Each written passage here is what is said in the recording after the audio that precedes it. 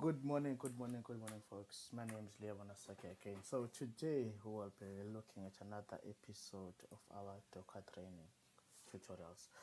So today we will be looking at Dockerizing a Python FastAPI project. Yes, so today we will be digging deep into Dockerizing the Python application, which is a backend project that is written in Python with the usage of the FastAPI framework. So we'll be Dockerizing that application. So for this tutorial, we will first write our own Dockerfile. Writing our Dockerfile meaning we also define the project structure, and then from writing the Dockerfile, we'll build the Dockerfile and then build and then run the Dockerfile, which is to run the image that will be built from the Dockerfile. Okay, folks, so the first step will be to create a simple FastAPI project structure, define the routes if needed. So for this demo, I only have one route, yes, but I will show again in the, which is in the IDE. And then we write the Docker file. I will also explain the stages involved in writing the Docker file, and also which is those commands that we will be using to execute the project. Also from there, writing the Docker file, then build the Docker file, which is we use the Docker build command and the Docker run command to also run the command and to test the container locally. For this demo again, folks, I'll be using Linux again. So let's look at the project. So this is the project that we have. So we have two projects here basically. So which is the Val frontend, Valley frontend, which is now the front end project for this backend service that we'll be building. But this one we'll be looking at the next tutorial. So from this, looking at this one, so we have now, this is the structure for this service. It has the order book service, which is the main directory. And then we have the API, which only contains our configurations and the order book, and the service, which is the service class. And then looking at the infra, though we will not need these ones, which is the infrastructure folder.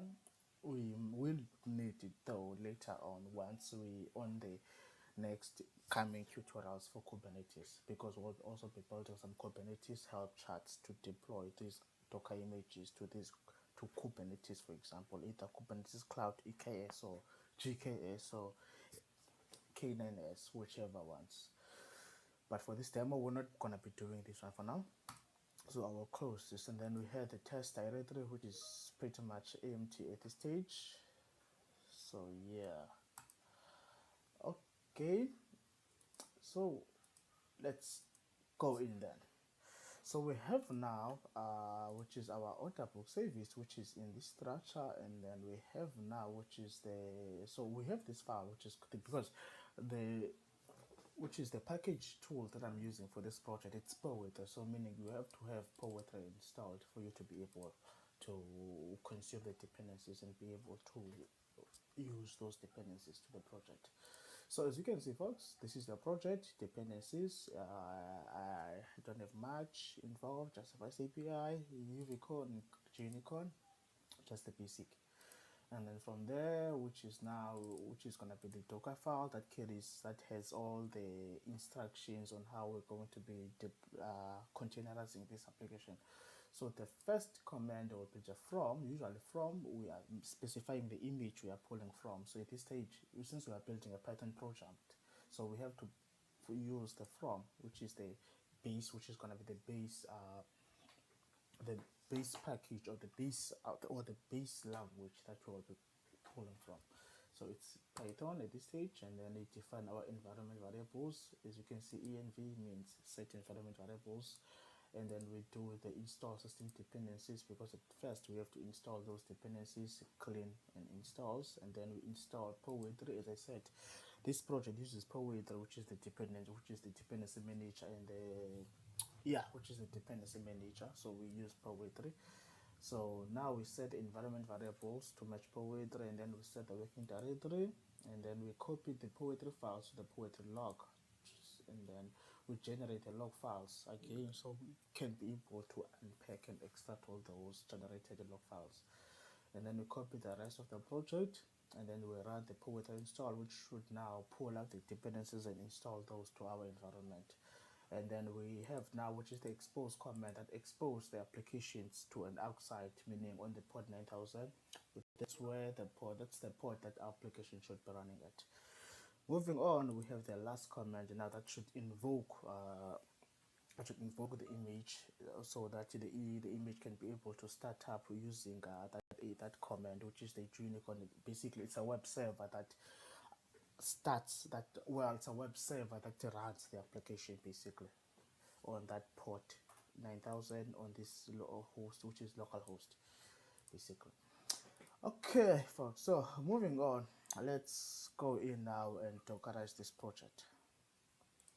Okay, so I have this project. I showed you the structure on earlier on. If we look at again, so maybe let's do clear and then do LR. Okay, so we have that again, all of the stuff we saw on the IDE. This is pretty much the same thing. So now let's go ahead and dockerize the project. So if we do now docker build,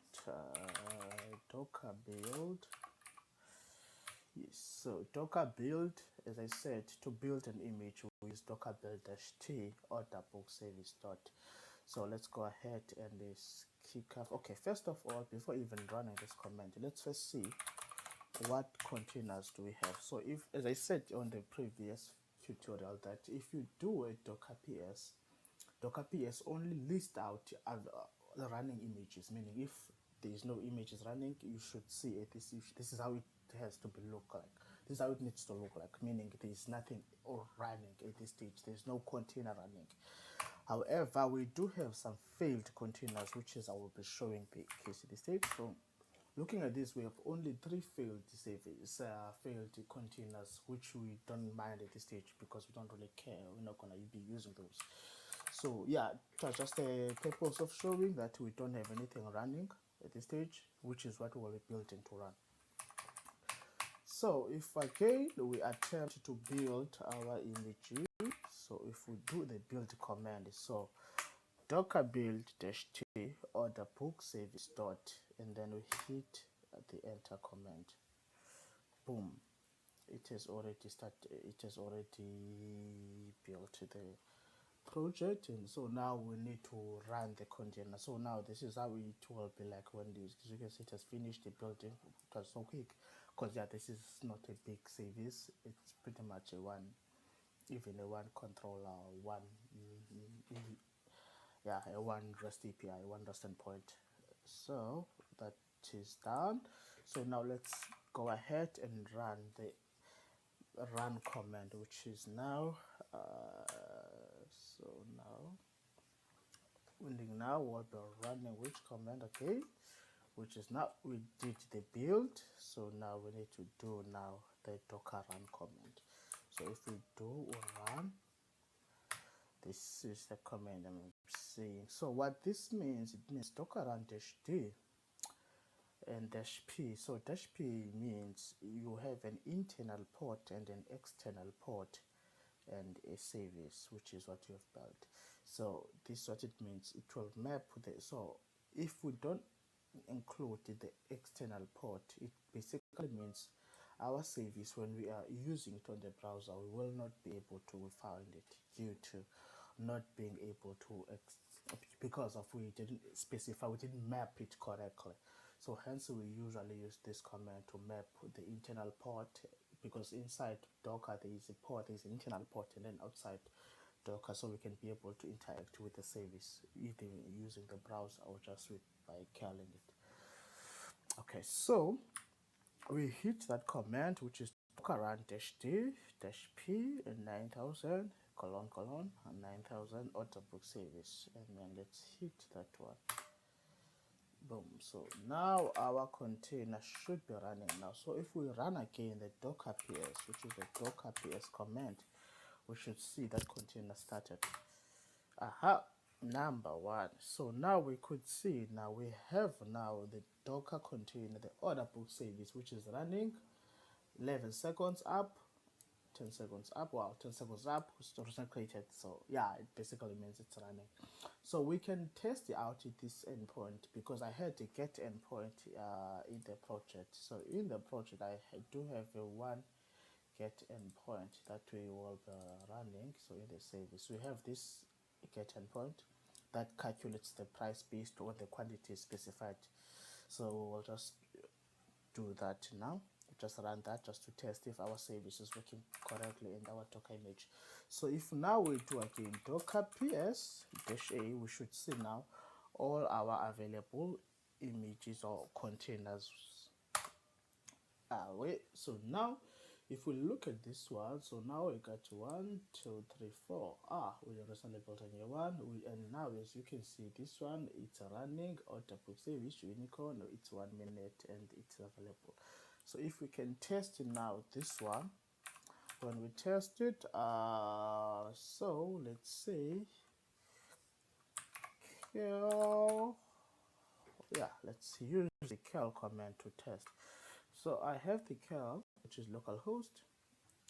Yes, put 9000, which is the bot that runs that container. So meaning we'll be interacting in the price, which is what the price what we want, and the quantity is 2. So for a quantity of 2, what will be the price? For a quantity of 2, or say for a quantity of 3, what will be the price by? So if we look at that now, boom. So now we could see, we could get the price. So it means for a quantity of 3, that will be the price by. So meaning this service, it is working. This container works perfectly fine. Yes, folks. So if you have any questions, please post them on the comment section below. I will be answering those. And if you want this service, I can also post it to the GitHub repository for this service. I can also post it. So in the next tutorial, we'll be looking at containerizing which is the front end for this project, which is for this service. We'll be containerizing the front end for this service, so we can connect the two projects, and so we can finally produce a full stack application that has a front end and a back end service. Thank you, folks. See you next.